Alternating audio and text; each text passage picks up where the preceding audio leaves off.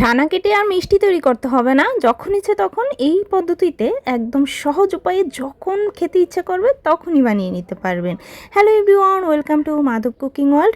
একদম সহজ, no fail, 100% authentic একটা মিষ্টির রেসিপি আজকে আপনাদের সাথে শেয়ার করতে যাচ্ছি। মাত্র কিছুটা গুঁড়া দুধ আর আটা থাকলেই এই মিষ্টিটি তৈরি করতে পারবেন, কোনো রকম ময়দাও লাগবে না। চলুন তাহলে সফট এবং স্পঞ্জি এই মিষ্টিটা তৈরির রেসিপিটি দেখে নিই।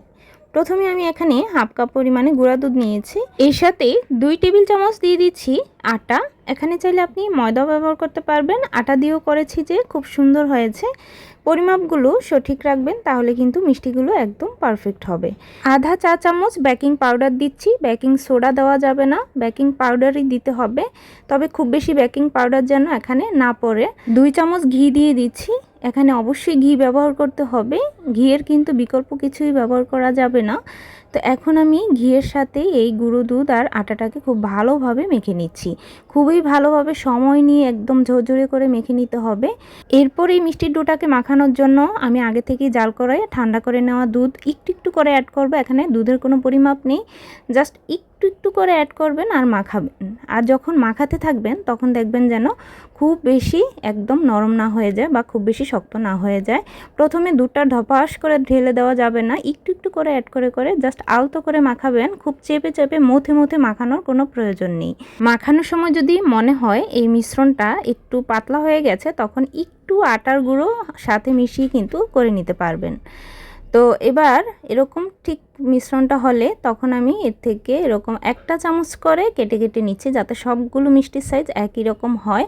হাতে কিছুটা ঘি মেখে নিয়েছি বা তেল মেখেও নিতে পারেন। একটু চ্যাপটা করে নিচ্ছি, খুব গোল গোল করে যে মিষ্টিগুলো তৈরি করব সেরকম না, এগুলো একটু নরম করেই তৈরি করতে হবে। আর খুব বেশি যেন শক্ত না হয় ডোটা, তাহলে দেখবেন যে মিষ্টিগুলো ভেতর থেকে অনেক বেশি সফট হবে।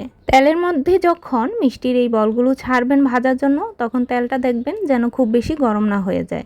মিডিয়াম যখন গরম হবে তখনই মিষ্টিগুলো ছেড়ে দিতে হবে। মিষ্টির বলগুলো সাথে সাথে যখন ছাড়বেন তখনই নাড়া যাবে না, একটু কিছুক্ষণ অপেক্ষা করে এরকম একটু করে তেলটা উপর দিকে দুলিয়ে দিতে হবে, যাতে করে দুটো সাইডে খুব সুন্দর করে লাল লাল একটা ভাব আসে।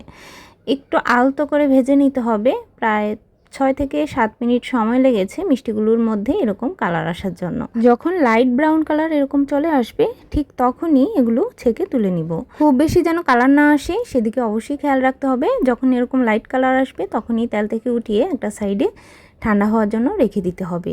এদিকে আমি শিরার জন্য এখানে 1 কাপ পরিমাণে নিয়ে নিচ্ছি চিনি, সাথে 2 কাপ দিয়ে দিচ্ছি জল। চিনি যতটুকু হবে তার ডাবল কিন্তু দিতে হবে জলের পরিমাণটা। অবশ্যই এটা খেয়াল রাখবেন, চিনি যতটুকু তার ডাবল জলের পরিমাণ হবে। ভালো করে চিনিটা এই জলের সাথে মিশিয়ে নিচ্ছি। যখন এরকম একটু বলক আসা শুরু করবে তখন এর মধ্যে আমি কিছুটা লেবুর রস চিপে দিচ্ছি। লেবুর রস দেওয়ার ফলে চিনির শিরার মধ্যে একটা ছাড়া ছাড়া ভাব থাকবে, আর খুব সহজেই মিষ্টির মধ্যে চিনির এই রসটা প্রবেশ করতে সুযোগ পাবে।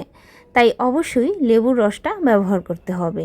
1 মিনিট মতো ফুটিয়ে নেওয়ার পর ফুটন্ত শিরার উপরে একে একে সেই ভেজে রাখা মিষ্টির বলগুলো ছেড়ে দিচ্ছি। এই অবস্থায় চুলার আঁচটা মিডিয়াম থেকে একটু হাইয়ে থাকবে। মিষ্টিগুলো এই পর্যায়ে একেবারে ঠা হয়ে যায়নি, জাস্ট হালকা হালকা একটু গরম গরম ভাব আছে, তবে খুব বেশি গরমও নেই।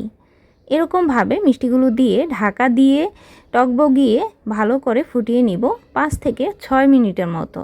এরই মাঝে কয়েকবার ঢাকাটা খুলে এপাশ ওপাশ একটু মিষ্টিগুলো পাল্টে দিয়েছি, যাতে সব সাইডে সমানভাবে রসগুলো প্রবেশ করতে পারে। এরপর এই মিষ্টিগুলো যখন এরকম ফুলে যাওয়া শুরু করবে আর চিনির শিরাটাও প্রায় অর্ধেকটা কমে আসবে, আর চিনির শিরার এই কালারটাও একটু হলদে ভাব হয়ে আসবে, তখন বুঝবেন যে খুব ভালোভাবে কিন্তু মিষ্টিগুলো সিদ্ধ হয়ে গেছে। এরপর চুলার আঁচটাকে বন্ধ করে দিয়ে ঢাকা দিয়ে এভাবেই চুলার উপর রেখে দিব কিছুক্ষণ। যখন মিষ্টিগুলো ঠান্ডা হয়ে যাবে শিরা থেকে উঠিয়ে এবার পরিবেশন করে নিচ্ছি। মিষ্টিগুলো দেখতে যেমন সুন্দর হয়েছে, ঠিক ভিতরটা অতটাই নরম তুলতুলে হয়েছে।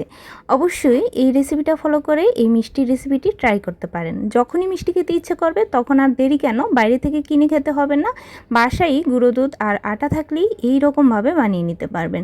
বিলিভ মি, আপনারা অথেন্টিক এই মিষ্টির রেসিপিটা অবশ্যই ট্রাই করবেন আর অবশ্যই শেয়ার করে রাখবেন। যদি আপনি এই প্রথমে আমার ভিডিও দেখছেন তাহলে অবশ্যই চ্যানেলে নতুন হয়ে থাকলে চ্যানেলটি সাবস্ক্রাইব করে বেল আইকনে অল বাটনে প্রেস করে রাখবেন, তাহলে কিন্তু আমার ভিডিওর নোটিফিকেশান পেয়ে যাবেন। আজকের মতো তাহলে সবাই সুস্থ থাকবেন, ভালো থাকবেন। ধন্যবাদ সবাইকে।